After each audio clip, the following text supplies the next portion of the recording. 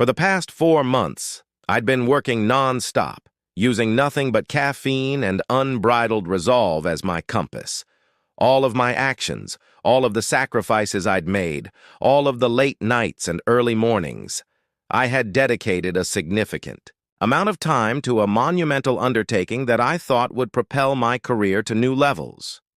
Can you still feel the searing pain in your eyes from gazing at spreadsheets for hours on end?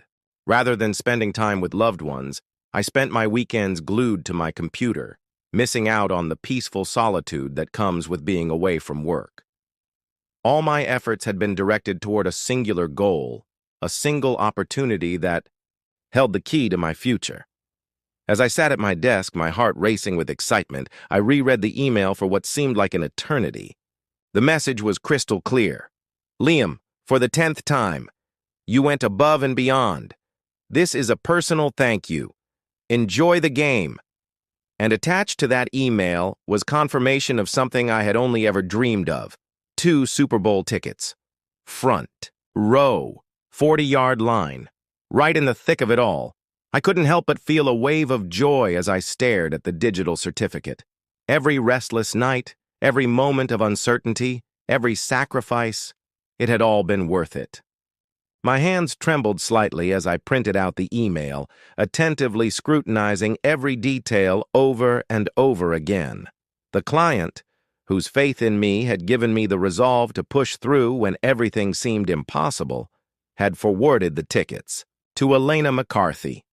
Elena, the CEO. The woman who not only managed the company's crucial client ties, but was also the person I loved more than anything in this world. It made sense.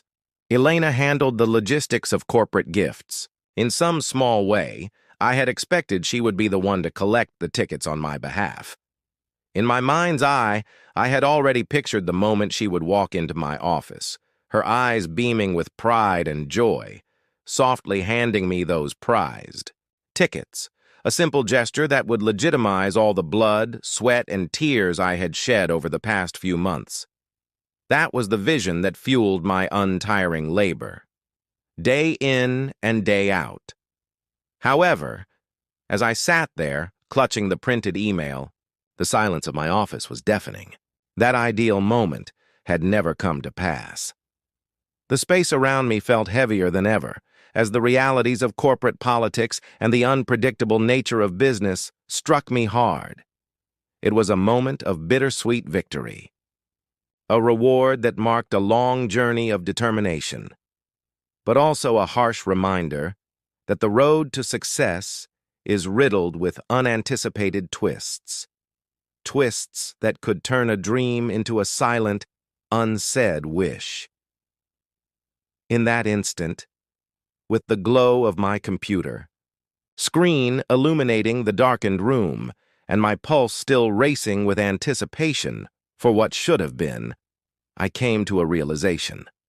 Sometimes, the prize isn't just about the tangible proof of victory, it's about the recognition of the struggle, a quiet resolve built within me, a determination to stand by what I had worked so diligently to achieve, even if it meant facing unforeseen challenges and navigating the murky waters of workplace dynamics.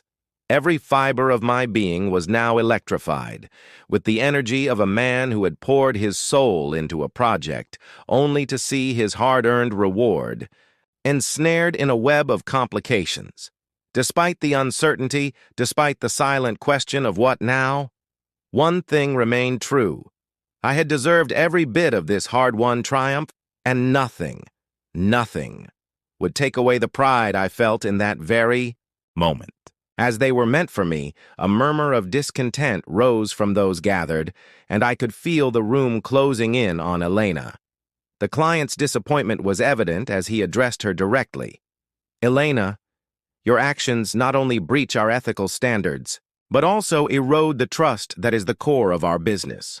This is not a small oversight, but a major infraction, I observed calmly as her confident exterior collapsed, her eyes darting around in quest of an escape that wasn't there. Every word stated in that room proved what I had known all along, that her treachery was more than a mere misjudgment. It was a deliberate move that had now backfired spectacularly. As the conference dragged on, questions piled up, and the evidence against her grew irrefutable. Colleagues exchanged expressions of shock and dismay, and the atmosphere was thick with the understanding that the balance of power had shifted irrevocably. I felt a quiet vindication as the client's final words resonated in the hushed room. Actions have repercussions, and trust once lost is impossible to recover. In that moment, I knew that the revenge I had long expected had been delivered. Not through overt conflict, but through the undeniable truth laid plain for everyone to see. As the meeting concluded and the room slowly cleared, I sat silently, absorbing the seriousness of what had transpired. My heart was heavy with a mix of sorrow for what had been lost and relief that justice had in some measure been served. I left the room with a renewed sense of purpose, vowing to regain not only my reputation but also the respect I had battled so hard to earn. Today signified a turning point, a day when accountability prevailed, and the penalty of betrayal was made plain. The morning's revelations would resound long after the echoes of the meeting faded, reminding me that genuine appreciation comes only when integrity is preserved, no matter how steep the price. Elena sat frozen in her seat, her normal sharp wit, the effortless confidence she carried into every room, was gone. In its place was something I had never seen in her before: dread, real, undeniable terror, the kind that grips a person when they realize they are imprisoned, with no way out. The client moved forward, his voice disturbingly calm.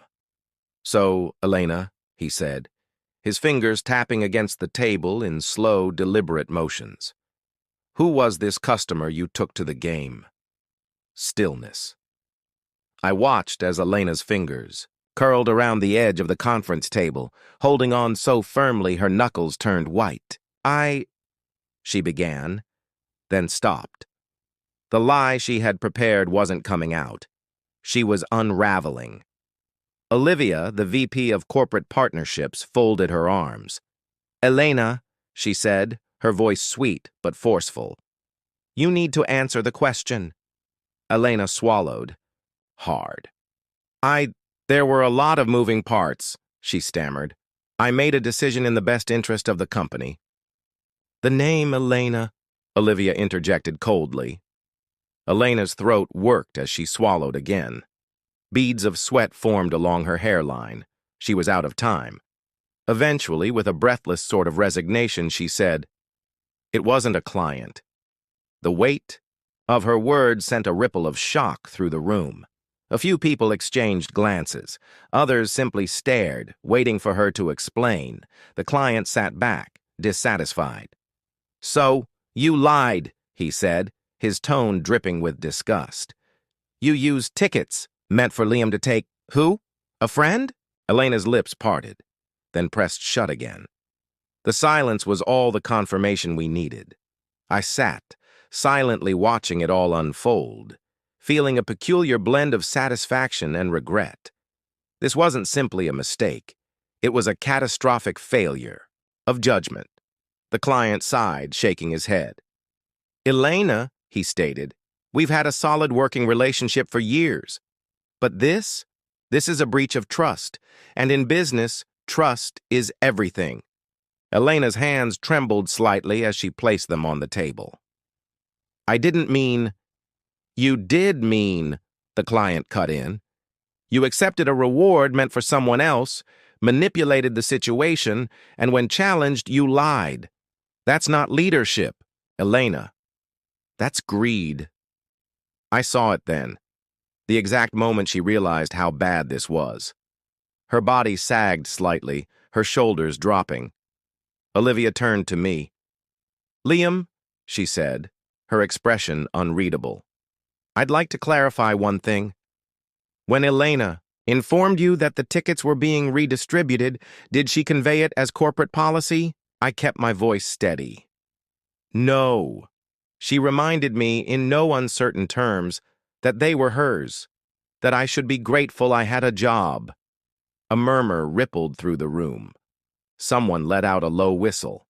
Elena's eyes snapped to me, and for a second I saw raw panic behind them. She had misread me. She had expected I would take the loss quietly. She was wrong. Olivia nodded as if she had anticipated that answer. Then she turned back to Elena. "Do you have anything to say for yourself?" Elena opened her mouth, then closed it.